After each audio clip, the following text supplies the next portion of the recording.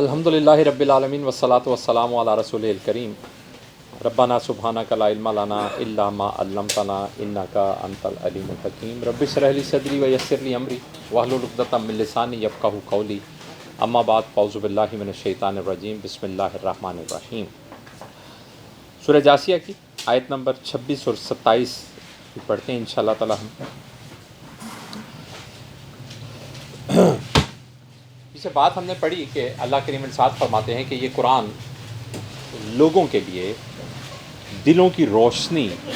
عطا کرنے والی چیز ہے، لیکن اس سے ہدایت اور رحمت ان لوگوں کو ملتی ہے جو اس پر یقین رکھتے ہیں۔ اور وہ لوگ جو اللہ کی نافرمانی کا شکار ہیں، کیا ان لوگوں نے یہ سمجھ لیا ہے کہ ہم ان کو کر دیں گے جیسے وہ لوگ جو ایمان لائے اور نیک اعمال کرتے رہے، ان کی زندگی اور موت ان کی موت برابر ہو جائیں گے؟ برا ہے جو وہ طے کرتے ہیں۔ اور اللہ نے آسمان و زمین اس کل کائنات کو حق کے ساتھ تخلیق کیا ہے، اور اس لیے تاکہ وہ ہر نفس کو اس کا بدلہ دے جو اس نے کمائی کی، اور لوگوں کے ساتھ ظلم نہ کیا جائے۔ اے پیارے صلی اللہ علیہ وآلہ وسلم، کیا آپ نے دیکھا ایسے شخص کو کہ جو اپنی خواہش کو اپنا معبود بنا لیتا ہے، اور جسے اللہ گمراہ ہونے کے لیے چھوڑ دے، اور اللہ اسے گمراہ ہونے کے لیے چھوڑ دیتا ہے علم کے باوجود،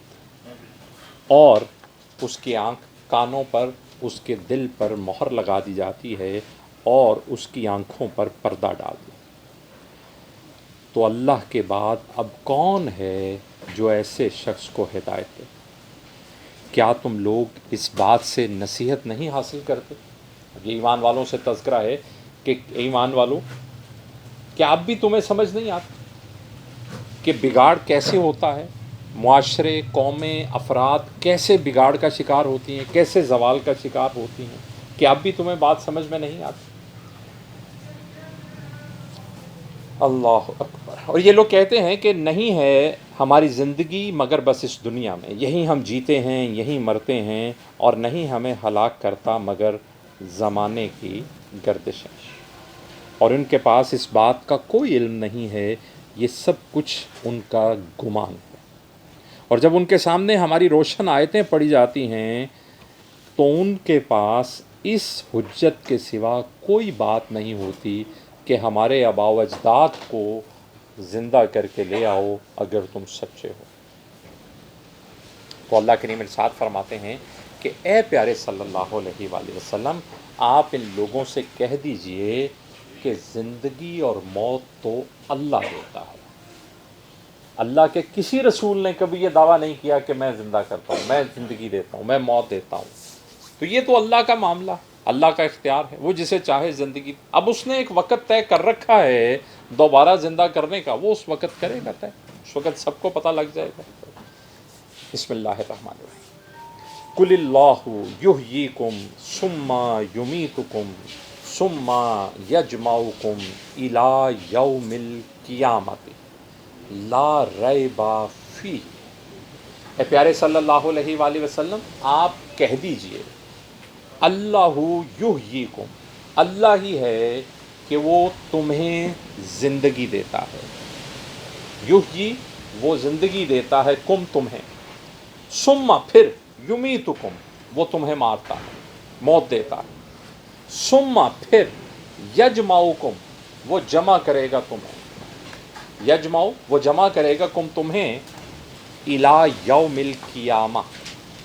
الی طرف، قیامت کے دن کی طرف جمع کرے گا، یعنی قیامت کے دن تم سب کو جمع کرے۔ لا ریب فی، لا نہیں، ریب کوئی شک، فی ہی اس میں نہیں ہے کوئی شک اس میں نے پہلے بھی کہا کہ جب لا کے بعد اگلے فعل پر اسم پر اگر زبر آ جائے آخر میں تو کلی نفی ہو جاتی ہے، نہیں کوئی شک، لا نہیں ریبہ کوئی شک، فی ہی اس بات میں، یعنی اس بات میں کوئی شک نہیں کہ اللہ تمہیں زندگی دیتا ہے، اللہ ہی تمہیں موت دیتا ہے، اور اللہ ہی تم سب کو جمع کرے گا قیامت کے دن۔ وَلَٰكِنَّ أَكْثَرَ النَّاسِ لَا يَعْلَمُونَ، لیکن لوگوں کی اکثریت نہیں جانتی۔ اور لاکنہ لیکن، اکثر الناس لوگوں کی اکثریت لا نہیں یعلمون جانتی، علم رکھتے۔ تو یہ کنڈی کھول،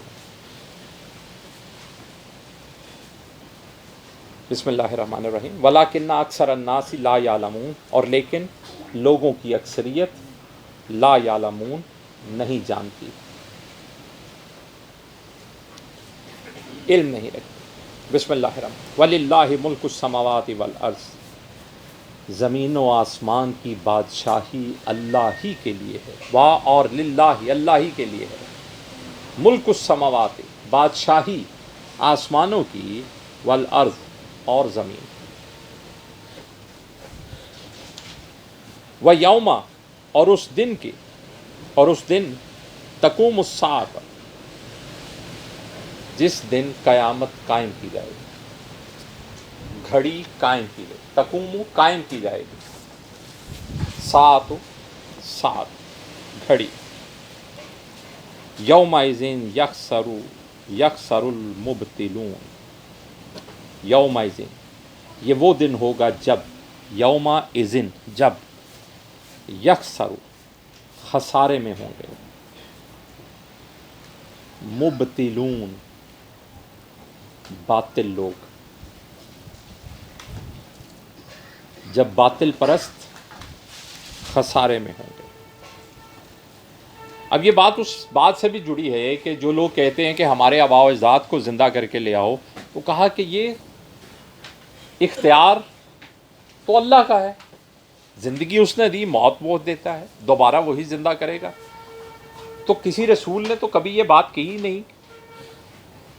کہ ثبوت کے لیے، لوگوں کو سمجھانے کے لیے مرے ہوئے لوگوں کو دوبارہ زندہ کر کے اس دنیا میں لایا جائے گا، وہ لوگوں کو بتائیں گے کہ پہلے لوگوں کے ساتھ کیا ہوا کیا نہیں۔ عقل کی بات تو یہی ہے نا کہ جو نشانیاں قدرت کی، جن کی دلیل تمہارے سامنے رکھی جا رہی ہے، کہ کیا سوچتے ہیں کہ یہ کس نے تخلیق کیا؟ اللہ کریم ایک جگہ پہ قرآن میں ارشاد فرماتے ہیں کہ کیا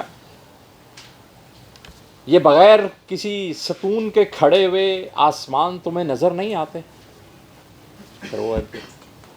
افلا ينظرون الى الابل كيف خلقت والى السماء كيف رفعت والى الجبال كيف سطحت والى الارض كيف سطحت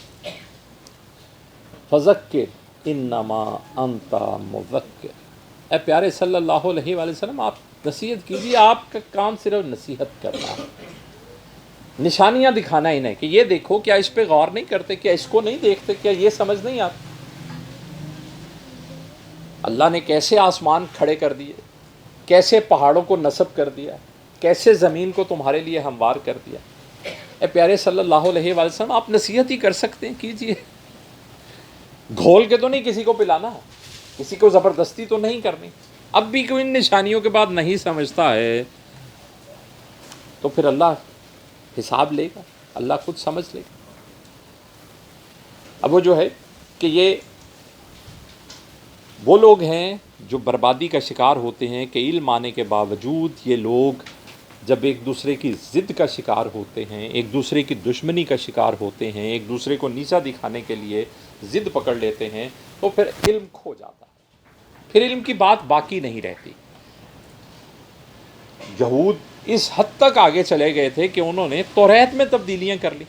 کہ نبی کریم صلی اللہ علیہ وآلہ وسلم کی جو نشانیاں ظاہری شباہت کی، یعنی جسم کی جو نشانیاں موجود تھیں کہ بال مبارک ایسے ہوں گے، قد ایسا ہوگا، چہرہ ایسا ہوگا، جو توریت میں ان کے پاس ان کے علماء بتاتے تھے، جب وہ باتیں بھی پہی نہیں دیکھ لیں، جب اپنے بندے بھیجے مکہ میں جا کے وہ بھی بات کلیئر ہو گئی تو ان باتوں کو ہی بدل دیا،